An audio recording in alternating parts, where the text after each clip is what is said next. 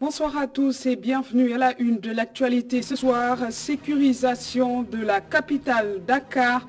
La gendarmerie nationale a interpellé plus de 2000 personnes à la cité imbécile.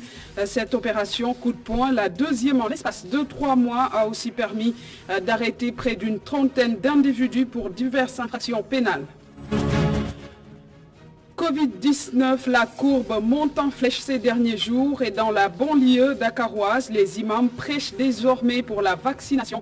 Une campagne de sensibilisation pour inciter les populations à aller se faire vacciner a démarré à Guinaouraï. Et puis cette grosse déception des producteurs de riz dans la vallée du fleuve Sénégal, plus de 150 hectares de riz ont été dévorés par des oiseaux. La lutte aviaire est désormais lancée pour parer à d'autres attaques de ce genre. À suivre le reportage de Momar Alissignan. Et en fin d'édition, votre rubrique hebdomadaire, l'article de la semaine qui s'intéresse aux tournées économiques du président Macky Sall, notamment le dossier intitulé Macky Sall, les terroirs au cœur du quotidien L'Enquête d'avant-hier, à suivre avec El Hadj Malik Cissé.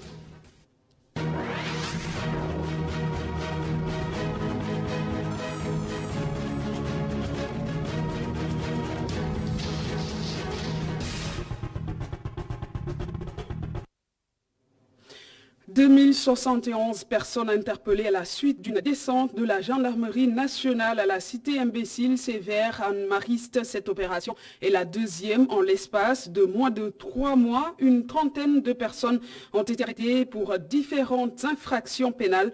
Voici les précisions du lieutenant-colonel Abdouben, commandant de la Légion de gendarmerie ouest. Écoutons. Nous avons interpellé 2071 personnes, dont 115 femmes, et toutes ces personnes interpellées sont originaires de 7 pays dont le Sénégal. Et nous avons arrêté 28 personnes pour des infractions à la loi pénale. On en a arrêté 3 pour recel, donc 16 pour détention et port d'armes blanches et 9 pour détention et usage de chanvre indien. Parmi le matériel saisi, donc nous avons des gourdins, des coupes-coupes, des pieds de biche, des câbles électriques qui pourraient appartenir aux terres, mais c'est à confirmer. Ce qu'il faut noter, c'est que dans la cité, il y a des personnes qui n'habitent pas la cité, mais qui ont érigé des blocs de baraques qui sont loués à 25 000 francs la chambre. Et parmi les locataires, il y en a qui trouvent d'autres personnes, donc qui les hébergent dans ces mêmes chambres, qui payent entre 7 500 et 15 000 francs. Donc c'est ce qui occasionne la promiscuité et la précarité dans la cité. Le collectif national des organisations de la société civile pour la lutte contre la pauvreté compte désormais impliquer les populations dans son combat. Un forum national pour échanger sur les stratégies à adopter dans ce sens s'est tenu ce matin, compte rendu signé Babacar Seck.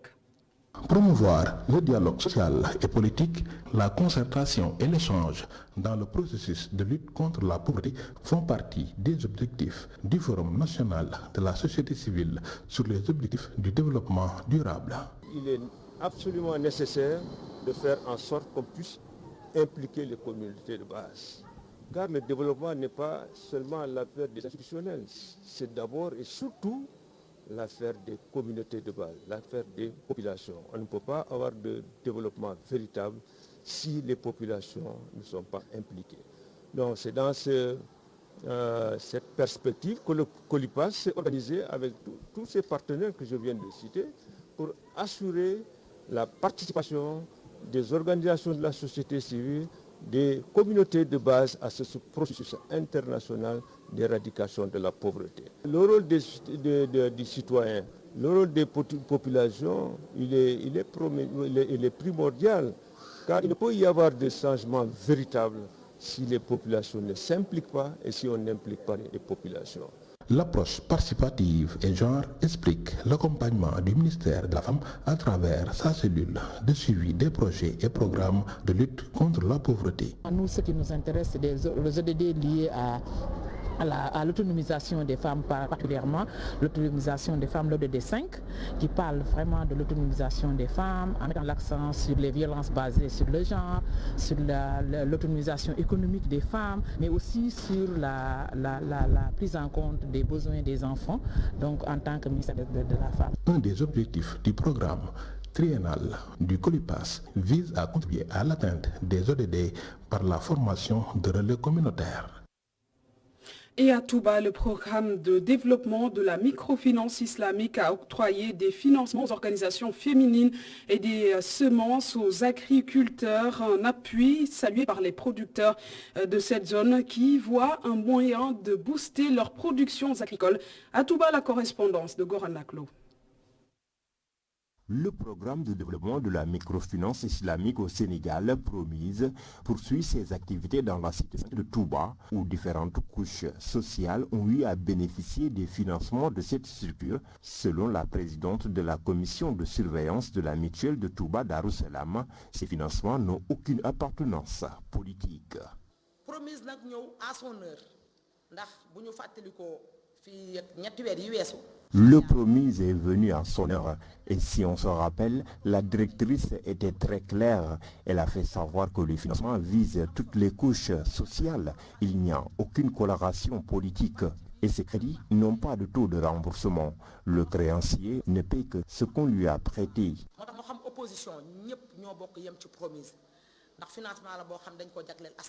L'autonomisation des femmes, objectif majeur du Promise, d'où l'engagement de certaines organisations féminines à nouer un partenariat avec cette structure.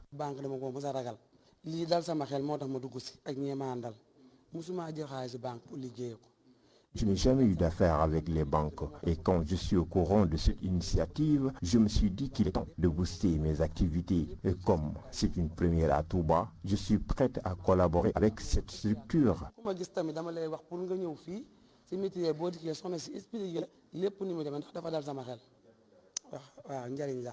En prélude de l'hivernage, le Promise octroie aussi aux agriculteurs des produits semenciers, un geste magnifié par bon nombre de bénéficiaires qui sollicitent aussi l'appui de l'État. Nous ne faisons que saluer la démarche du Promise et c'est pour cette raison que nous lançons un appel à l'État car il y a certaines structures qui n'œuvrent que pour leurs propres intérêts. La population du monde rural souffre énormément. Les agriculteurs n'ont rien et seuls les opérateurs bénéficient du marché agricole.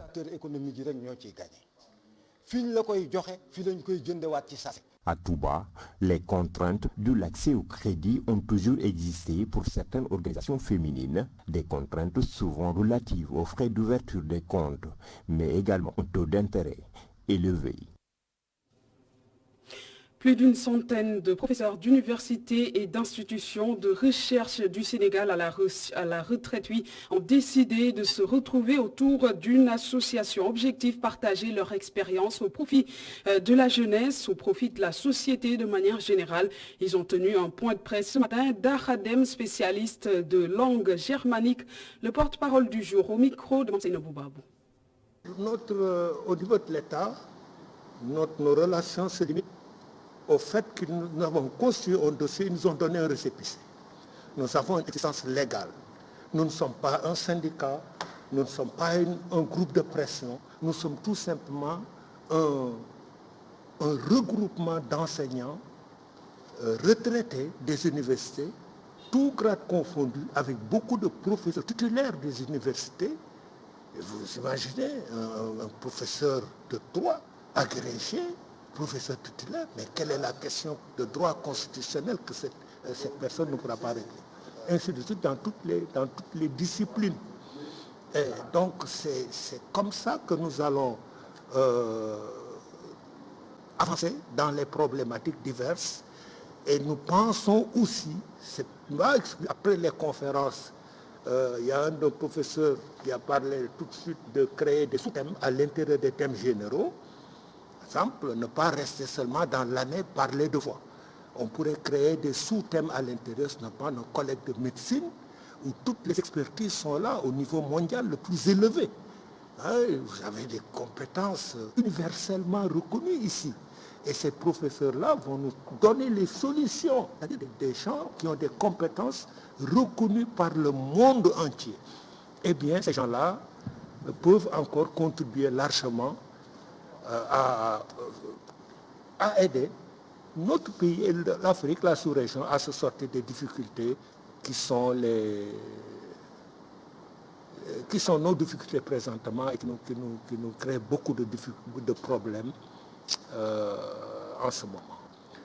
Tout cela doit se faire dans un espace donc naturellement apaisé, comme je dis. Parlons à présent de la campagne de vaccination contre la Covid-19 à Guinaouraï, c'est dans la banlieue dakaroise. Les imams s'engagent dans la sensibilisation à l'Alliance nationale des communautés pour la santé. A d'ailleurs organisé un atelier de renforcement de capacité pour les imams, mais aussi pour les acteurs communautaires. Dans ce sens, Mamadou Lamine Fati, reportage. Des actions communautaires pour lutter contre la Covid-19 et amener la population à aller se faire vacciner. Une initiative de l'Alliance nationale des communautés pour la santé à Guinaouraï. Ce que nous sommes venus faire avec les religieux, c'est un plaidoyer à leur endroit pour les amener à s'engager aux côtés de l'État, pour mieux communiquer avec les communautés pour qu'elles acceptent d'aller se faire vacciner. On a communiqué avec tout le monde, le message est passé, mais nous assistons à encore de la résistance auprès des communautés.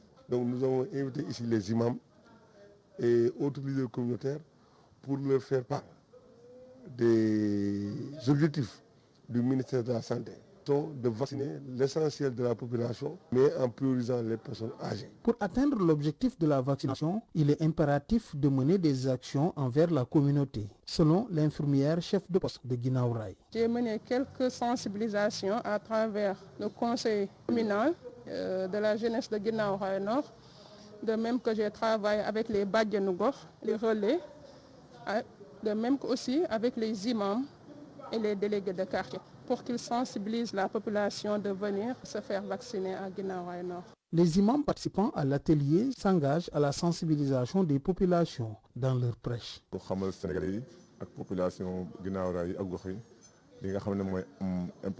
On doit faire connaître aux Sénégalais et aux populations du Guinaouraï l'importance de la vaccination. Donc avant de dire aux autres de se vacciner, il faut au préalable se vacciner. Donc nous les imams, on s'engage à dire à la population qu'elle doit se faire vacciner. Le faible taux de vaccination dans les régions de Dakar pousse les acteurs de la santé et la communauté à s'engager dans la sensibilisation pour une meilleure couverture vaccinale de la Covid-19.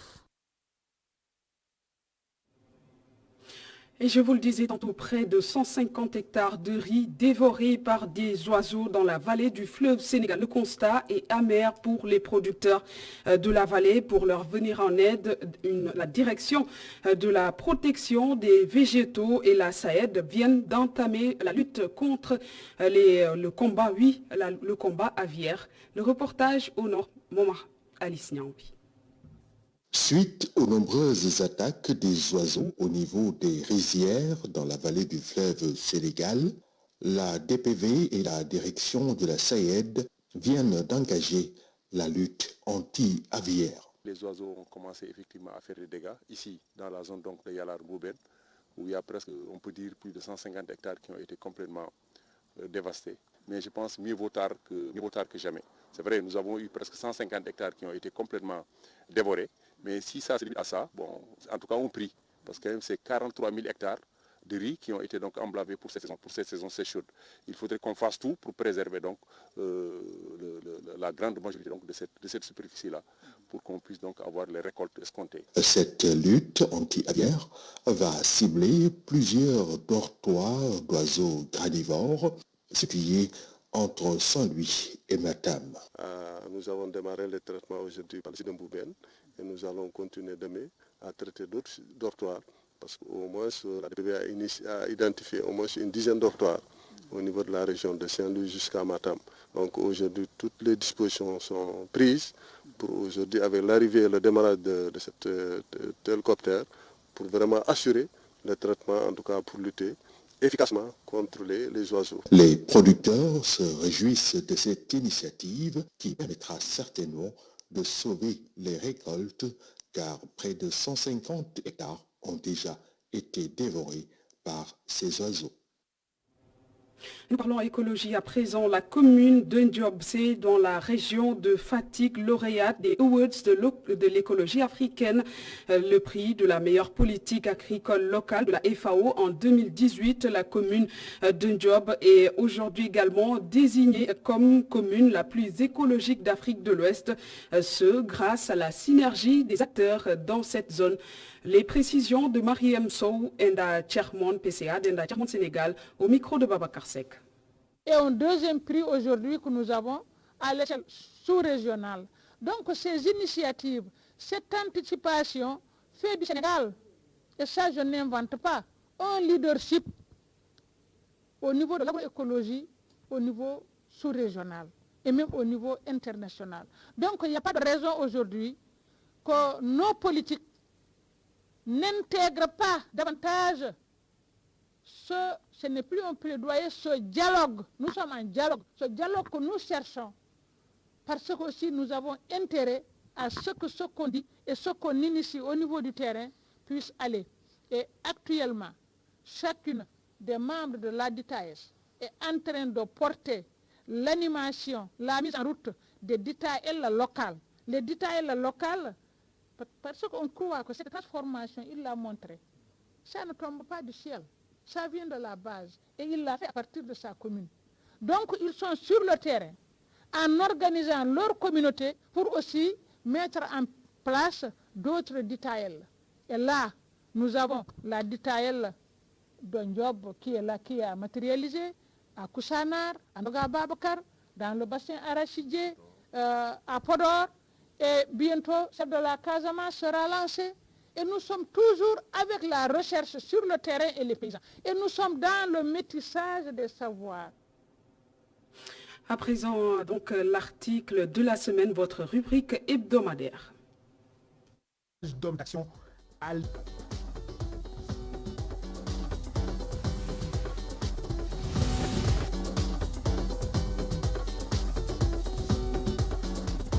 Le chef de l'État et le monde rural, l'aventure se poursuit. Depuis 2012, Macky Sall cultive son image d'homme d'action à l'écoute des territoires. Enquête dans son numéro 2990 du 1er juillet, barre à sa une, Macky Sall, les terroirs au cœur.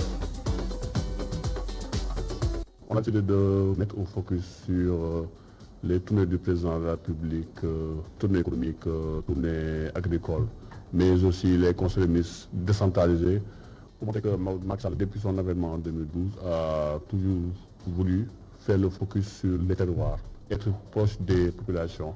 Et on a vu que les mesures qu'il a mises en place après les conseils des ministres décentralisés entre 2012 et 2016 étaient les programmes du PUDC et les programmes de paiement. Le tout, c'est montrer ou cultiver cette image d'homme de terrain, à contrario de l'opposition qu'il qualifie d'opposition de salon, qui est un peu prisonnier du microcosme politico-médiatique seulement basé à Dakar.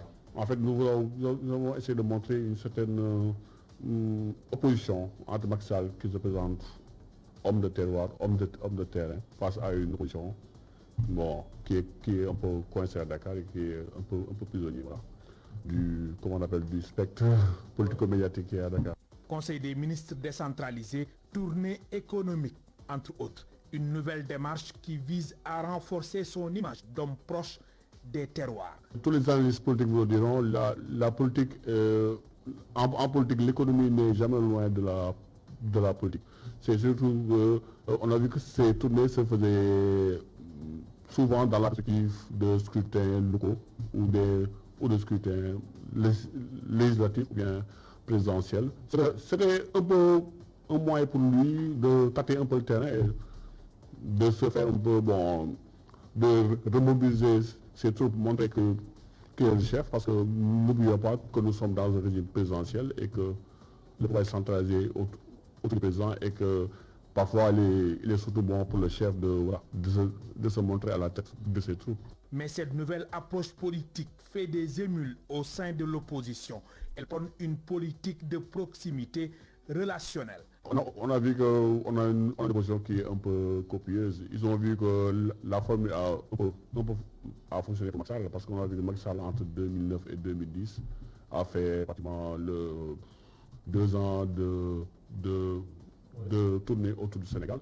Et que, vu que la formule a un peu marché, on a vu que l'opposition s'est mise sur les pas de Macky Sall. On a vu Bougane a fait sa tournée, Gakou a fait sa tournée. Sonko, lors de sa dernière sortie, a dit qu'il avait démarré sa tournée le 23 juin pour une durée de 2 ans. Le tout pour cultiver une certaine proximité avec le peuple. Parce qu'on a vu que la voie politique, c'est un peu discrédité. Maintenant, les gens veulent interagir avec le politique. Ils veulent que les politiques se mettent au cœur de leurs propres préoccupations pour qu'ils puissent interagir et trouver des solutions à leurs problèmes de base. L'homo sénégalensis a besoin de se sentir considéré et écouté. Une précision du docteur en communication Momar Thiam, qui s'est confié à nos confrères du journal Enquête. Il faut savoir qu'on est en face de populations qui ont des revendications qui datent, je sais pas, de plusieurs décennies. Parce que vous avez des territoires qui, depuis des décennies, réclament des forages, réclament des piscines, réclament un certain nombre d'infrastructures que le gouvernement n'arrive pas à donner. Donc, s'il y a un homme présidentiel qui se présente devant eux, le phase de promesse, et que ce sentiment de reconnaissance, ça vaut de l'or dans certaines de nos contrées. Enquête ne cherche pas midi à 14h. Macky Sall entretient l'image d'un homme de terroir, loin du microcosme politico-médiatique de la capitale.